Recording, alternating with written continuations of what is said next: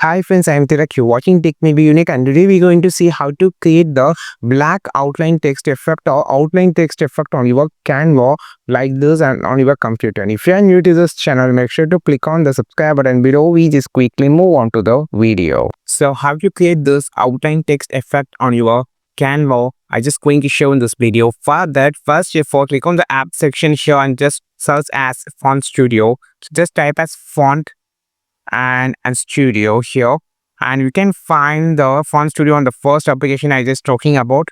So click on this and just click on this add option.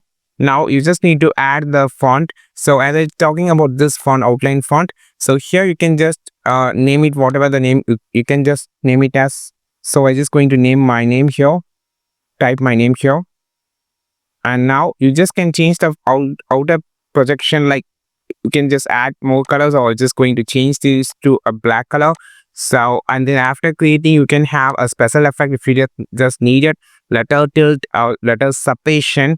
So I just making some tilt option here, and then you can just change the font also and pick on the add design. So the design will be added on the on the sheet, and just resize it and just make it on the center.